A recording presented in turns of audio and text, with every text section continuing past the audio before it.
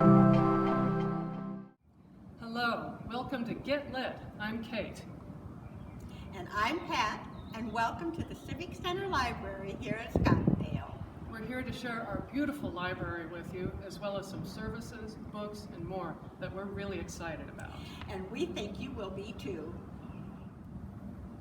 So, come on in in with with us. us. Hello, and welcome to another episode of Get Lit, Books and More at your Civic Center Library. Today, we are at the Civic Center Public Gallery with Wendy from Scottsdale Public Art. She has been the curator of collections for the Scottsdale Public Art for many years, and we have been fortunate to have many of these collections featured in our library. Today, I would like to ask you, how long you've been doing this? Over the years, what have been some of your favorite collections that we have had the pleasure of, including the infamous summer reading program collections?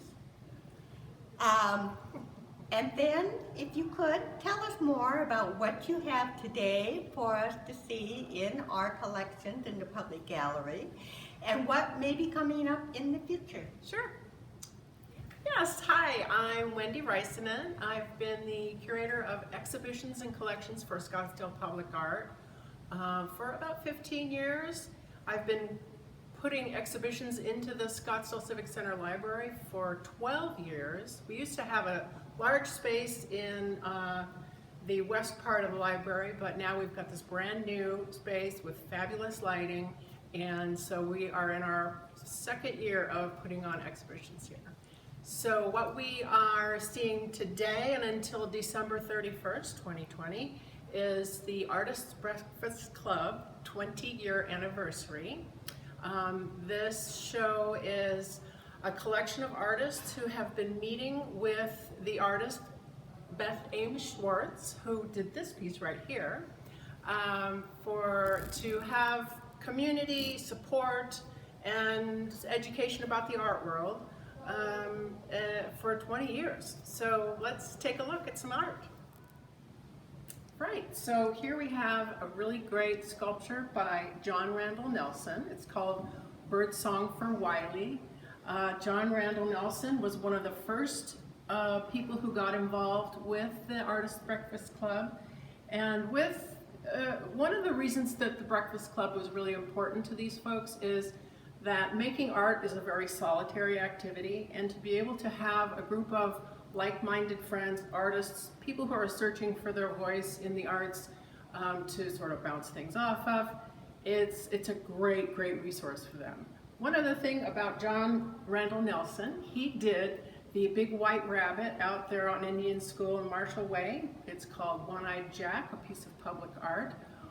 Both of these pieces are made out of half-inch steel, and this piece weighs about 150 pounds. The one out on the street is more like 28,000 pounds.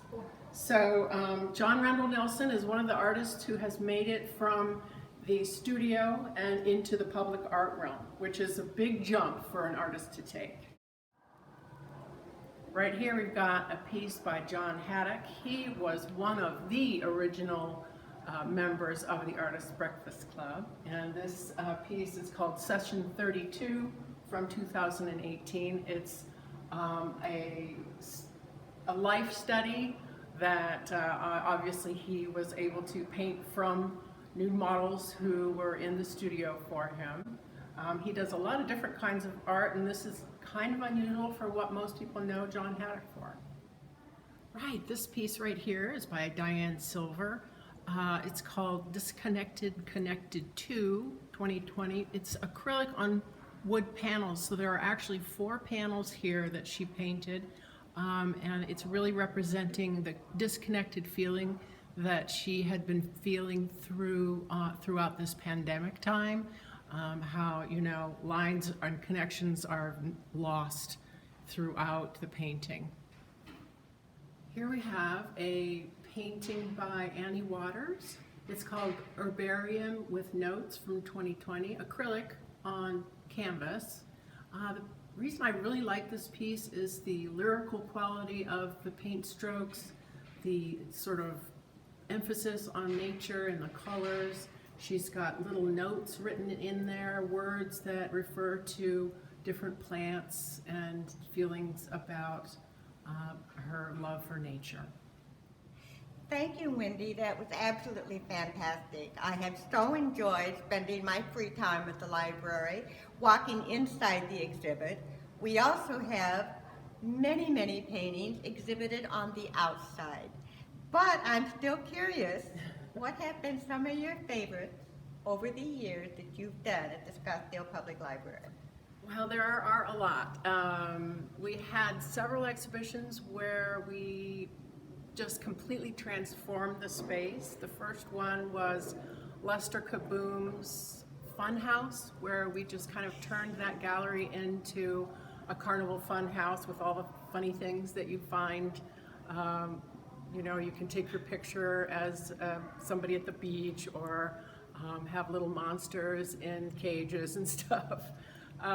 We also had a great show of Joe Willie Smith's personal collection of art and artifacts. He has the most amazing collection of modernist furniture, artwork, African artifacts, just the most incredible stuff. And that was a lot of fun. We were able to stack up a huge pile of chairs and then hang some more chairs from above, so it just looked like this monster just like came in and tossed the chairs around. It was really an exciting way to display design. So, you know, we've had lots and lots of great exhibitions in here over the years, and I'm really happy we're able to continue on doing it. Well, thank you for Wendy for presenting such a wonderful presentation on the Civic Center Public Art displays that she's having here at the Civic Center Library. I thought for fun that I would go online and see, both in Wikipedia and our own website, what do we have about our local artists, our local Scottsdale artists, who may at one time have had a photo or a painting in one of our displays.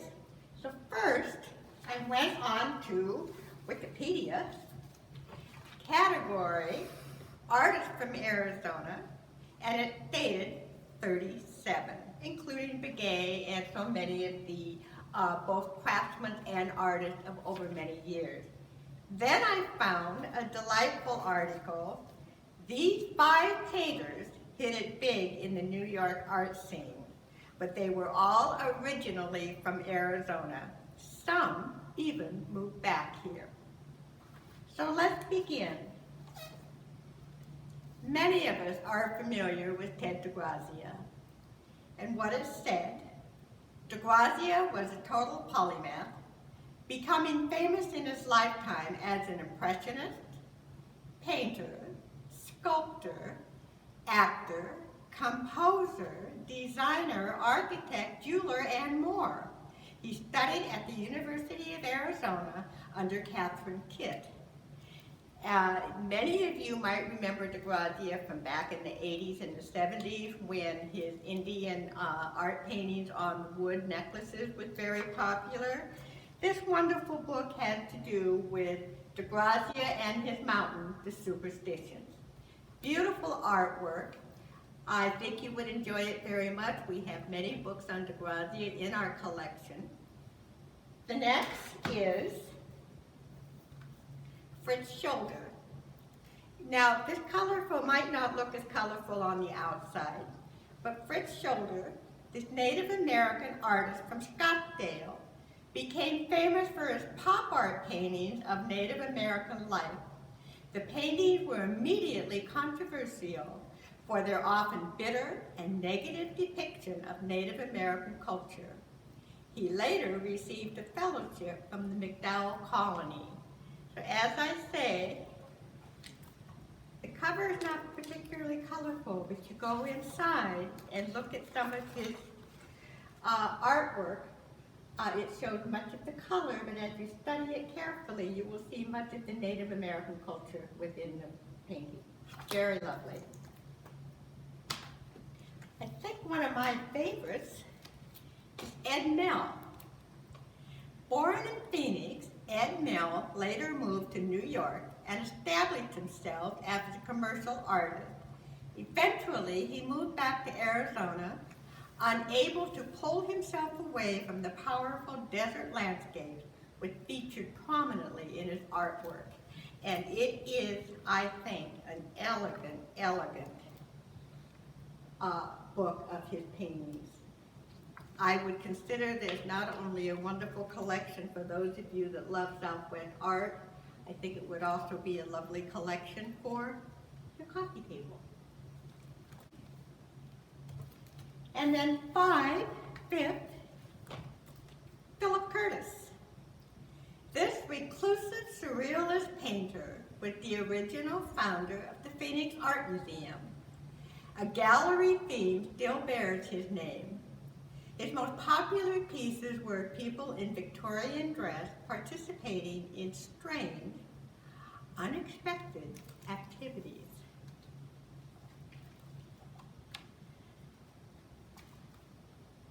Here's an example of some of his work.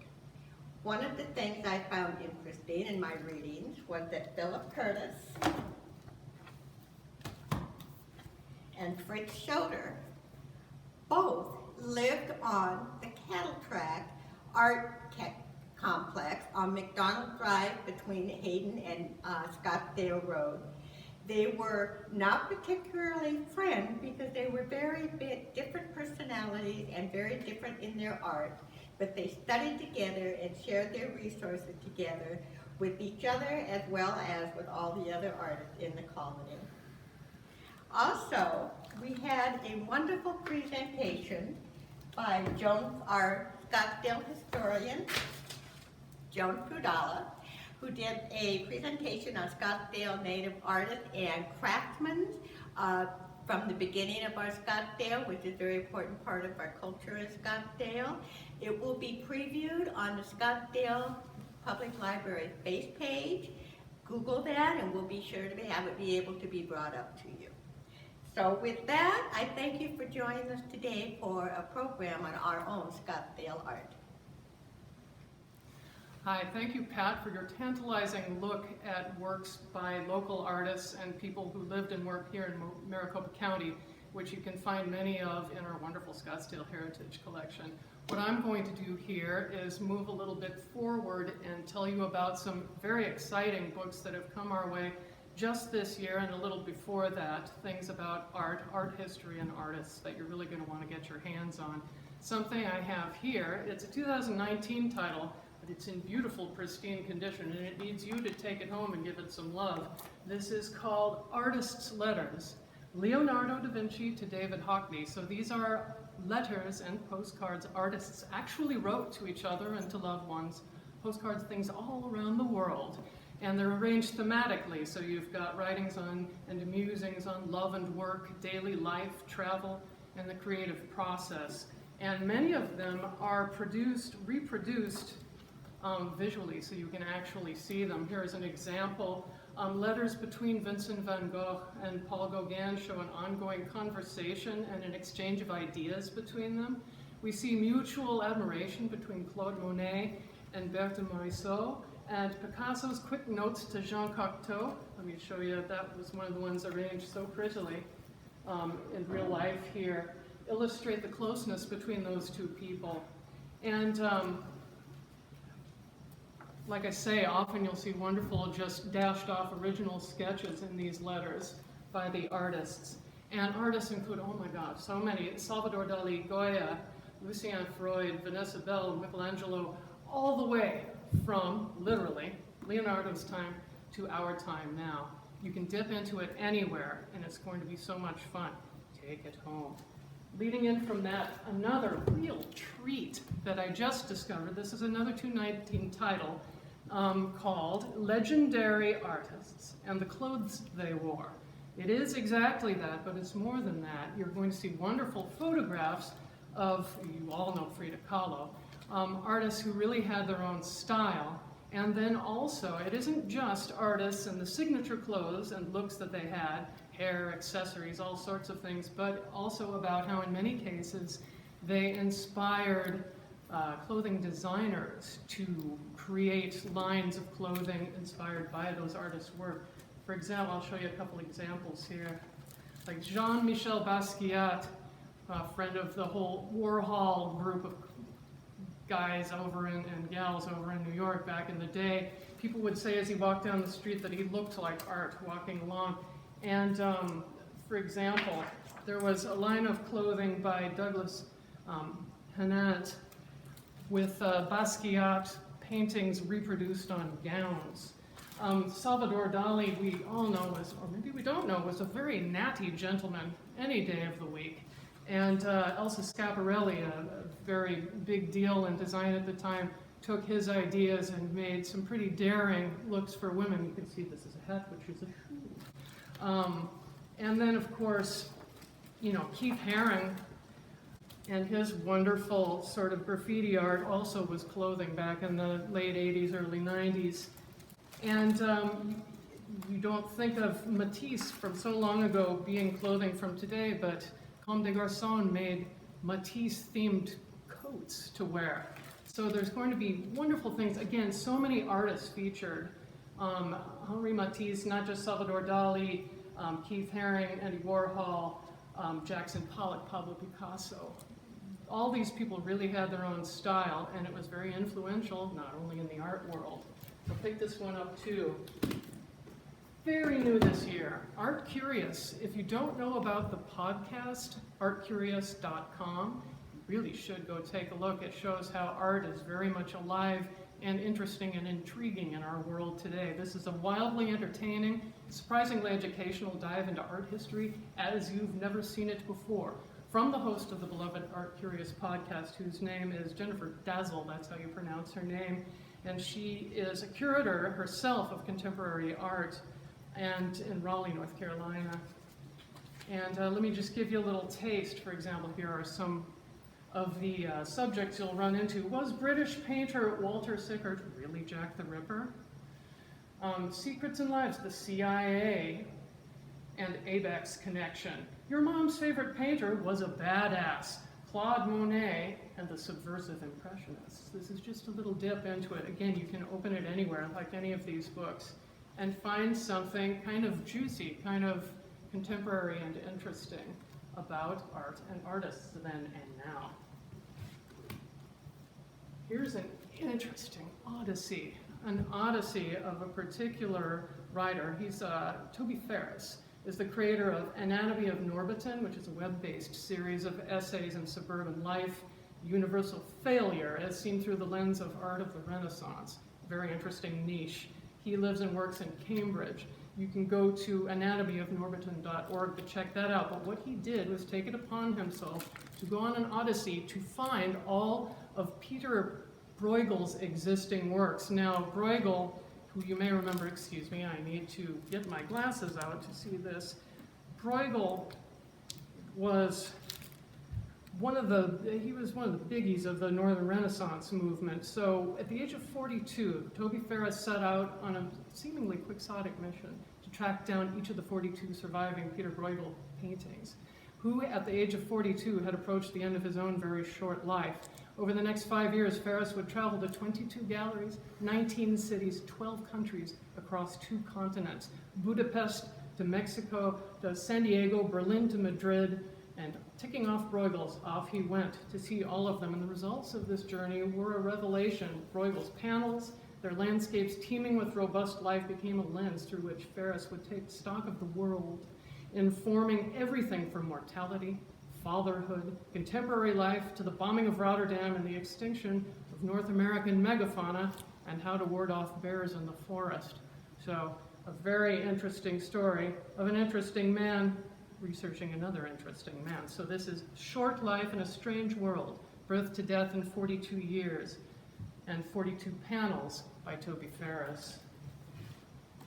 Something very, very topical. This is fresh off the press too.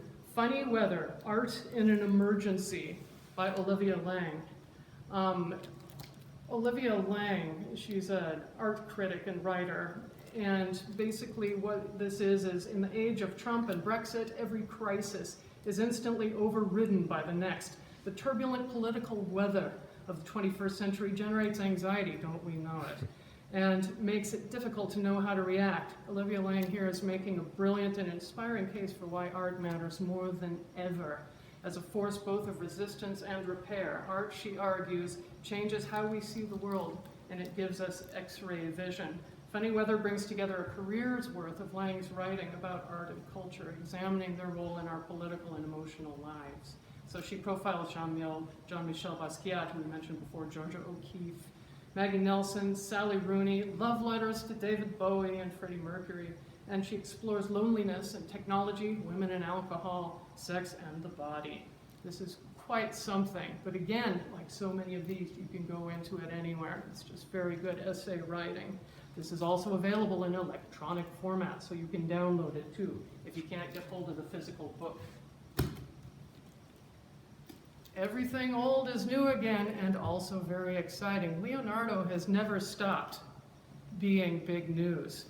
And this is a new biographical look at Leonardo da Vinci that explores the Renaissance master's groundbreaking portrayal of women, which forever changed the way the female form would be depicted.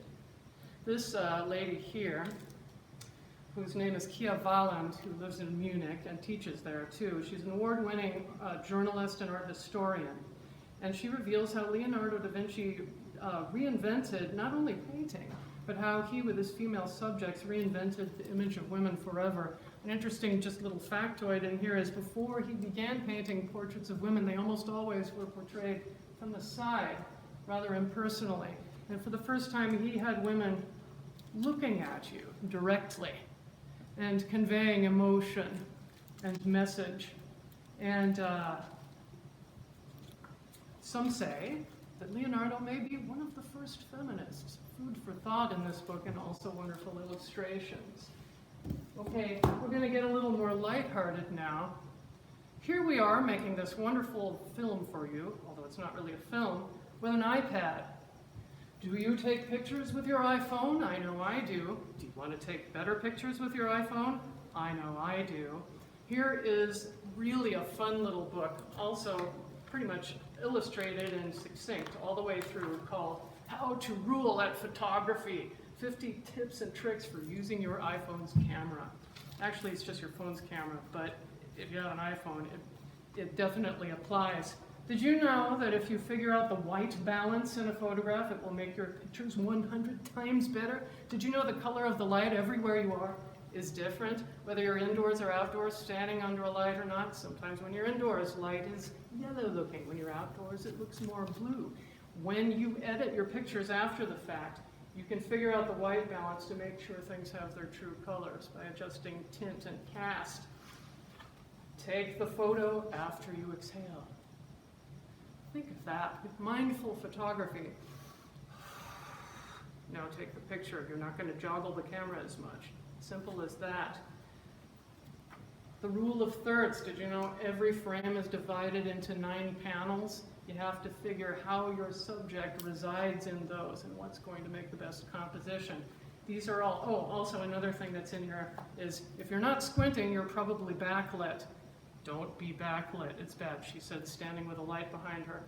But wonderful tips in here. Again, pick it up anywhere, learn something that will make your photography better. In fact, by the time you see this, it's going to be adjusted so that the picture and the color will be so much better than it probably is being filmed right now, just with a little editing and color adjustment. Not going anywhere for a while? COVID keeping you at home? Do you wish you could see the sights of the world and the wonderful architecture along with just visual art and painting like we've been talking about? This is a wonderful way to get away even as you sit around at home unable to go anywhere. These, now Dorling Kindersley, that's the publisher, is thought of mostly as a publisher of books for children, but don't you give me that look. This is also, Dorling Kindersley makes wonderful works for adults. This is an amazing photographic journey, a lovely, luxurious coffee table book that explores the architectural wonders of the world.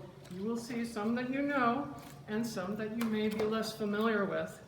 And you're going to get lots of facts, figures, and wonderful photos on each of these pages. This is Delphi, the Alhambra, the Doge's Palace. Grand Castle, this is where they say Count Dracula lived, such as he was, or the Impaler. Amazing park in Barcelona, dedicated to the populace there, and with aerial maps of how and why it was created and what it looks like. The temples of Bagan in what is now Myanmar, and what you can see there, how it was created, how it came about. Anywhere you open it, you're going to learn so much, and you're going to be amazed, and you're going to very much look forward to the days when you can save money and pick a place and go there and see it for yourself. So once again, this is Man-Made Wonders of the World, a Dorling Kindersley book. So going through it again, Man-Made Wonders of the World, How to Rule at Photography. Don't forget 50 tips and tricks for using your camera. Don't forget The Da Vinci Women by Kia Valland. Funny Weather, Art and Emergency, Olivia Lang. Short Life in a Strange World, Birth to Death in 42 Panels, Toby Ferris, about Bruegel. Art Curious, don't forget to look at the podcast too at artcurious.com. Stories of the unexpected, slightly odd, and strangely wonderful in art history by Jennifer Dazzle. The Wonderful and Fun Legendary Artists and the Clothes They Wore, compiled by Terry Newman. And back to our beginning again, Artists' Letters, Leonardo da Vinci to David Hockney, compiled by Michael Bird. Thanks again for joining us so much. Once again, if you have commentary for us, ideas for us to feature on Get Lit, write us a comment card in person or online, and we'll be seeing you in just a couple Tuesdays.